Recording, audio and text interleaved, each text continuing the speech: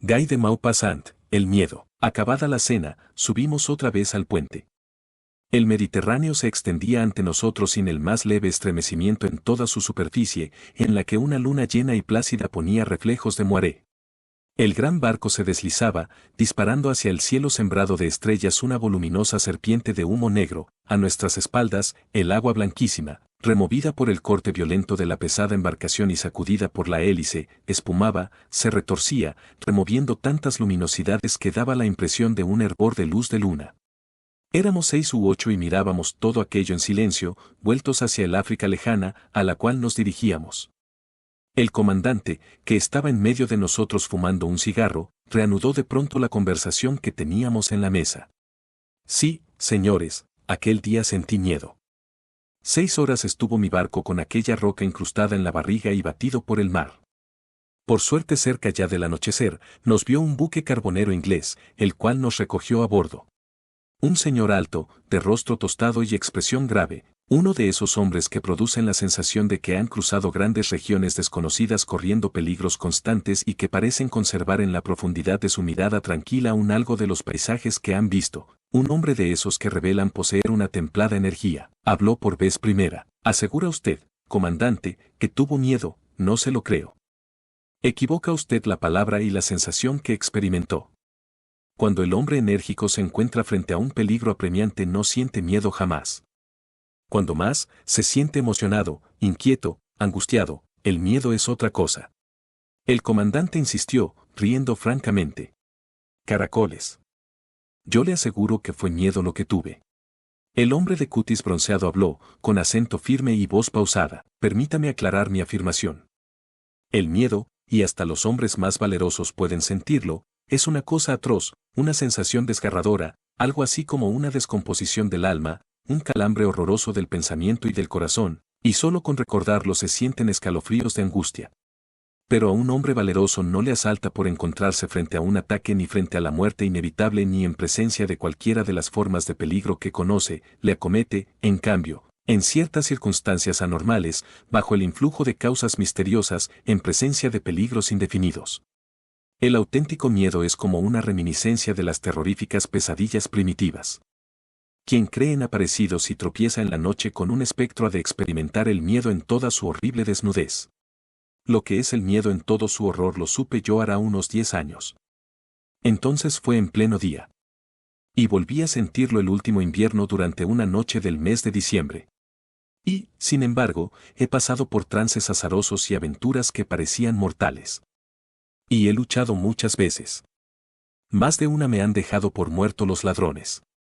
En América estuve condenado a la horca por insurrecto, y en las costas de la China me tiraron al mar desde el puente de un navío. En todas estas ocasiones me di por perdido y decidí inmediatamente lo que tenía que hacer, sin pesar ni enternecimientos. Pero, eso no es el miedo.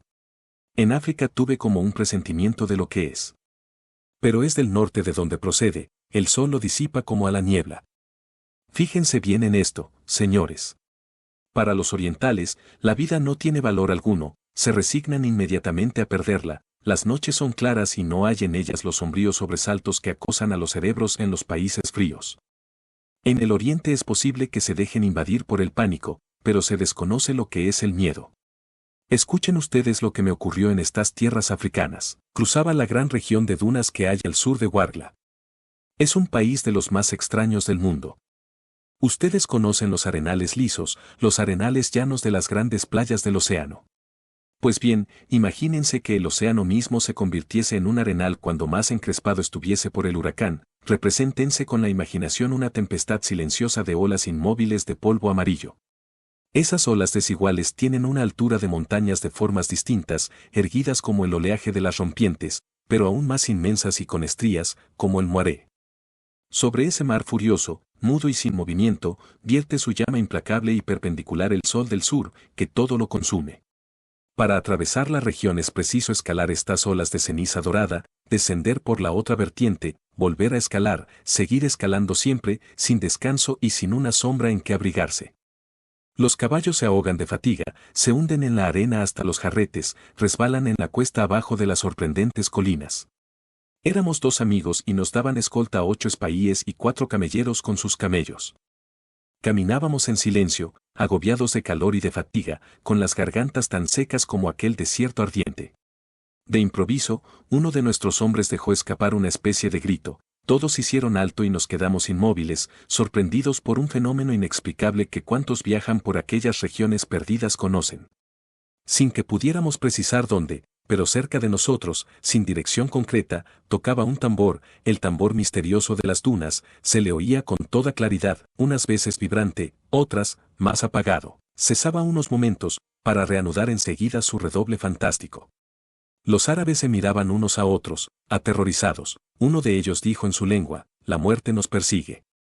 Y no bien lo dijo, cuando mi compañero, mi amigo, mi hermano casi, cayó de cabeza del caballo, fulminado por una insolación. Por espacio de 2 horas hice esfuerzos para salvarlo, aunque inútilmente, y durante ese tiempo estuvo martillándome en los oídos aquel tambor misterioso con su ruido monótono, intermitente e incomprensible. Entonces fue cuando sentí que calaba en mis huesos el miedo auténtico, el miedo horrible, con el muerto querido junto a mí, en un pozo formado por 4 montes y que el sol convertía en horno, a 200 leguas del pueblo francés más próximo y el eco desconocido envolviéndonos en el rápido redoble de su tambor. Aquel día pude formarme una idea de lo que era tener miedo, pero cuando lo supe, de veras, fue en otra ocasión. El comandante interrumpió al narrador. Discúlpeme, caballero, ¿y el tambor aquel, supo de qué se trataba? El viajero contestó, lo ignoro en absoluto. Nadie lo sabe. Los oficiales del ejército, que se han visto muchas veces sorprendidos por aquel extraño ruido, opinan casi todos que se trata del tamborileo de granos de arena que el viento lanza contra alguna mancha de hierbas secas y que luego el eco agranda, multiplica y refuerza desmesuradamente en los repliegues y hondonadas de las dunas. Se ha venido observando que el fenómeno se produce siempre en las proximidades de terrenos en que existen pequeñas plantas quemadas por el sol y duras como pergamino. No es, pues, otra cosa este fenómeno que una especie de espejismo del sonido. Pero yo lo supe más adelante. Paso a contar mi segunda emoción. Me ocurrió durante el último invierno, en un bosque del nordeste de Francia. Tan nublado estaba el cielo que se hizo noche con 2 horas de adelanto. Llevaba de guía a un campesino que iba a mi lado. Caminábamos por un estrecho sendero, bajo una bóveda de abetos a los que el huracán arrancaba aullidos. Por encima de sus copas veía yo la desbandada de nubes que parecían huir desatinadas de algo terrible que las perseguía. Pasaba de cuando en cuando una ráfaga inmensa y todo el bosque se doblaba en la misma dirección, dejando escapar un gemido de dolor. Aunque caminaba a buen paso e iba bien abrigado de ropa, me iba calando el frío. Teníamos que cenar y dormir en la casa de un guardia forestal, que no distaba mucho de donde estábamos. Yo iba a cazar. El guía miraba de cuando en cuando al cielo, y murmuraba, «¡Qué oscuro está!». Me explicó quiénes eran las personas a cuya casa íbamos. Hacía 2 años que el padre había matado a un cazador furtivo, y desde entonces vivía melancólico, como acosado por aquel trágico recuerdo. Vivían en compañía suya 2 hijos casados. Las tinieblas eran profundas. No veía a 2 pasos en torno mío, el ramaje de los árboles, chocando con violencia entre sí, llenaba la noche de un rumor incesante. Distinguí, al fin, una luz y mi compañero llamó casi enseguida a una puerta. Nos contestaron voces agudas de mujer. ¿Quién es? Mi guía se dio a conocer. Entramos. Nunca olvidaré aquel cuadro. Un viejo de cabellos blancos y mirada extraviada, empuñando el fusil cargado, nos aguardaba de pie en el centro de la cocina y 2 jóvenes robustos, armados con hachas, defendían la puerta. Vi a 2 mujeres arrodilladas, con la cara pegada a la pared, en los rincones más oscuros. Nos dimos mutuas explicaciones. El viejo colocó su escopeta contra la pared y mandó que me preparasen mi habitación. Al ver que ninguna de las mujeres se movía, me dijo bruscamente, «Mire usted, caballero, hace 2 años, y en tal noche como la de hoy, maté a un hombre. El año pasado se me apareció aquí. Esta noche también lo espero». Y agregó con un acento que me hizo sonreír, «Por eso estamos en guardia». Hice lo que pude para tranquilizarlo, aunque en honor a la verdad, me felicitaba por haber llegado en tal noche para asistir al espectáculo de aquel terror supersticioso. Referí algunas anécdotas y casi conseguí tranquilizar a toda aquella gente. Cerca del hogar, con la nariz escondida entre las patas, dormía un perro viejo, bigotudo y medio ciego. Era uno de esos perros cuya cabeza evoca un parecido con alguna persona conocida nuestra. Afuera, la tempestad desencadenada sacudía la pequeña casa, por un estrecho ventanuco de cristal que había cerca de la puerta, como para ver desde dentro sin ser visto, distinguí de pronto, a la luz de los relámpagos, un enmarañamiento de árboles maltratados por el viento.